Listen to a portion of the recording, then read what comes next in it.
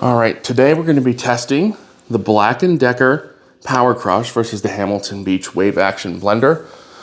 We're going to be comparing the design and features and their blending performance. So first we're going to start off with looking at the features of each blender. So the controls on the front, we have off, blend, shake, easy clean, puree, icy drink smoothie, dice chop and crumb, and ice crush. Hamilton Beach, we have mix, milkshake, easy clean, puree, smoothie, icy drink, dice chop, salsa, grind, crush, and grate. So we're gonna look at the blades now. All right, so I took the tanks apart. Here's the blades for the Hamilton Beach. Here's the Black & Decker blades, both relatively similar. But looking at the design of the Black & Decker blades, they look more aggressive. Here they are side by side. But we won't know until we grind some food.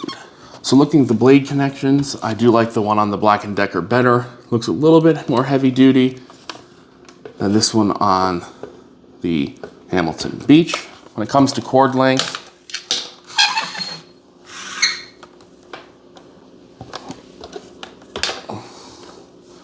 Black & Decker is, I'd say, about 6 inches longer. A little hard because the cords don't want to stay straight, but both of them are honestly a little short in my opinion, but the Black & Decker's is longer, so give it to the Black & Decker for that. When it comes to motor performance, they're both 3.7 amps, 120 volts, so it shouldn't come down to motor power. It should come down to the design of the jar and the design of the blades.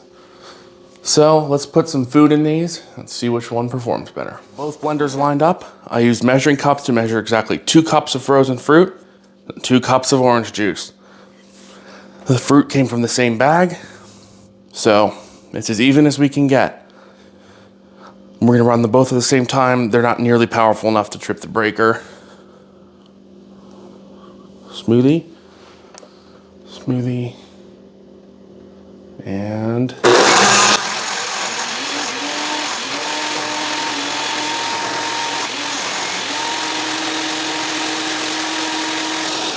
all right, so both of them got stuck for some reason. I'm surprised they couldn't handle that. All right, so I added another cup of juice.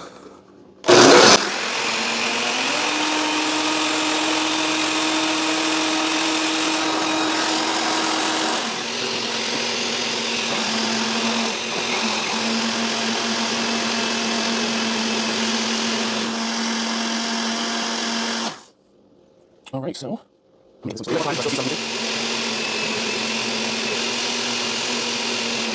all right, now this should be thoroughly blended. This one needed a little bit less interaction to get it to move, but I'm gonna go grab some strainers. I'm gonna run a little bit of this through a strainer and see how many pieces are left. All right, so I've measured out 2 cups from the blenders. This one is the Black & Decker, and this one is the Hamilton Beach. Got a strainer. We'll start with the Black & Decker. Now I'm just going to shake it like this. Get out all the liquid.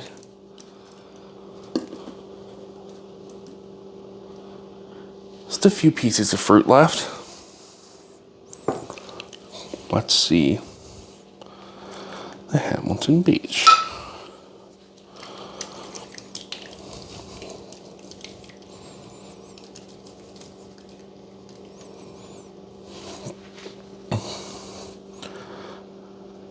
It definitely appears, looking at the sizes of the chunks, you can see this is the Hamilton Beach, and this is the Black & Decker. You can see there are more large chunks, like that one right there, above my finger, in the Hamilton Beach side than the Black & Decker side. So looking at this, I would say that the performance comparison winner would be the Black & Decker. So I'm gonna go clean this up and we'll do the conclusion. All right, so what is my opinion on these blenders? Well, I'd give it an easy win to the Black & Decker. And here's why. The cord is longer. The cup design is a lot better. It's really easy to get the lid on and off. And it's still secure and has a good seal right there. But it's a lot easier than the Hamilton Beach. In order to get this on, you have, like correctly, you have to absolutely force down on this. Now it's on correctly. I don't think I pushed it all the way on during the comparison. It wouldn't do anything, but yeah. And getting this off requires an unbelievable amount of force. That's just a big downside to this blender. The cord's also too short. I mean, this cord's already short, but this one's so short that you have to be right next to an outlet. So I'm definitely gonna give this win to the Black & Decker blender.